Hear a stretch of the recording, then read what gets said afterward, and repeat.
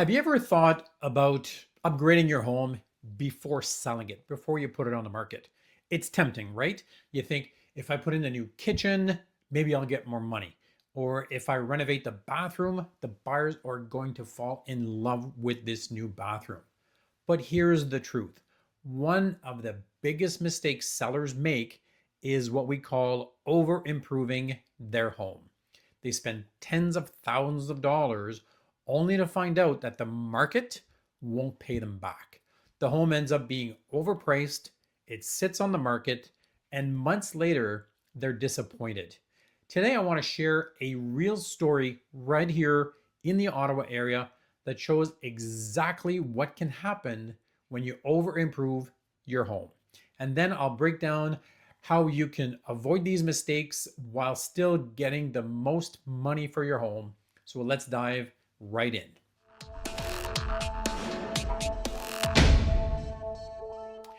This was a house that my clients were interested in. From the outside, it looked absolutely fantastic. It showed really well. It had been renovated, updated. It was sitting on a quiet, dead end street with very few neighbors, which is something a lot of buyers will love. But this is also what was appealing to my clients. The sellers had spent over $75,000 improving the home. But here's the big question. Did they over improve? Let's take a look. First thing is they listed the house early in April for $740,000. When I first saw this listing, I thought, I wonder why this one is so expensive for this area. A few weeks later, they dropped the price down to $725. Still a bit on the high side for that area. By June, they reduced again, but this time to $699,900, basically $700,000. Now here's the issue. In my professional opinion, the home was worth between $650,000 and $660,000 max. Why? Because the highest sale in that neighborhood was $660,000. We had also just seen a very similar home sell for $655,000. And the majority of the other homes in that area were selling between $585,000 and $620,000. So no matter how much the sellers spent on renovations, the market had already set the ceiling for the area. At this point, it was listed at $700,000. My clients decided to write an offer for $645,000. The sellers came back, countered at $695, firm and final. No room to negotiate. That was their final number. Didn't want us to come back. That was it. It was a take it or leave it. In my opinion, this was still way too high. So my clients decided to just walk away from this transaction. A month later, the sellers dropped the price again.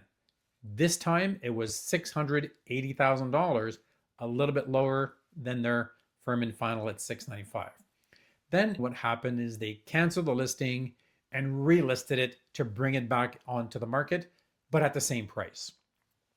Another month goes by, they cancel again, they switch agents, and they relist again, but still at the same price of $680.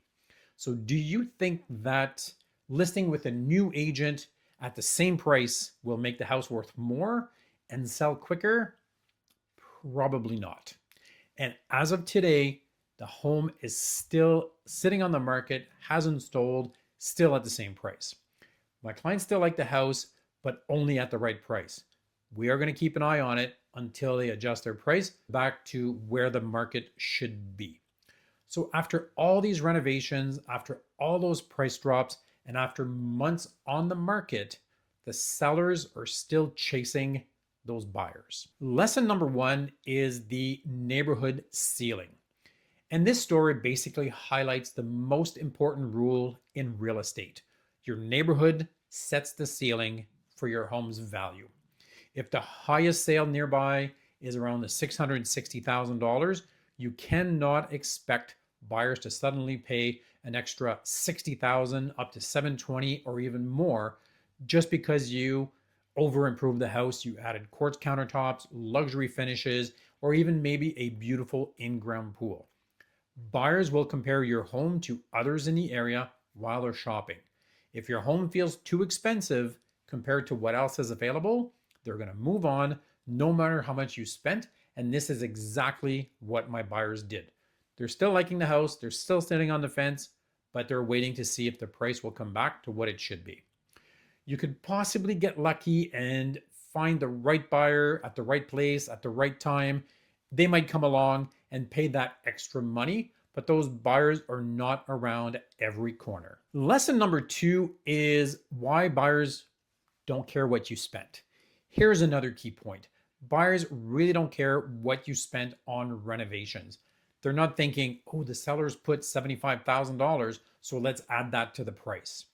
Instead, they're asking, does this home give me good value compared to other listings in the area? Especially now with all of the information that is available for buyers, buyers today are a lot more informed, more educated. They know a lot of times what the market value is for a property. And if the answer is no, they're out the door. This is why sellers often feel frustrated. They think, but I invested so much money in this home. Unfortunately, the market doesn't work like that.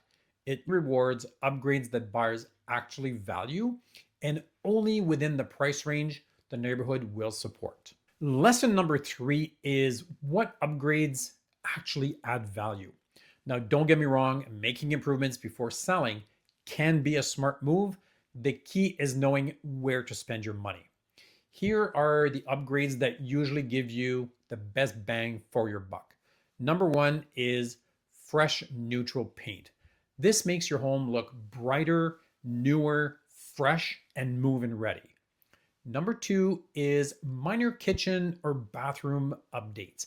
Things like new hardware, countertops, fixtures, and not tearing everything out, because then you are going to increase that budget and potentially spend more money. Number 3 is updated lighting. Modern fixtures make a huge difference in how the home feels. Those old fixtures from the 80s just don't cut it anymore. Number 4 is the flooring. Replacing worn out carpet or refinishing hardwood can really transform a space and make it feel much better. Number 5 is the curb appeal.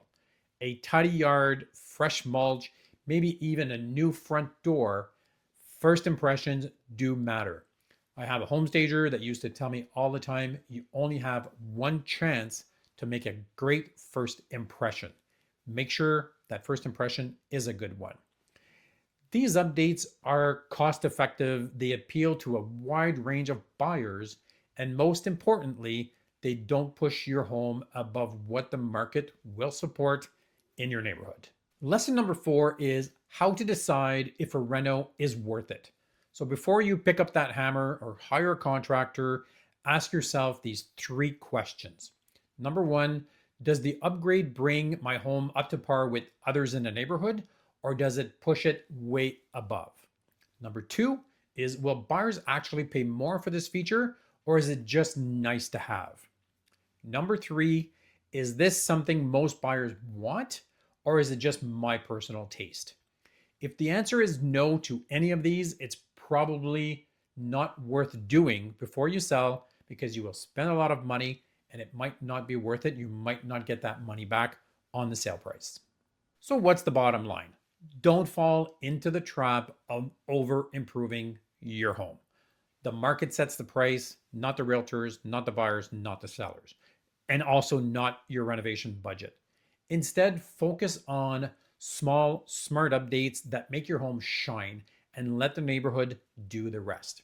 If you're not sure where to spend your money before selling, reach out. I'll give you an honest opinion on what buyers in your area are really looking for. Thanks for taking the time to watch this video. If you found it helpful, feel free to share it, hit the thumbs up, and don't forget to drop a comment below.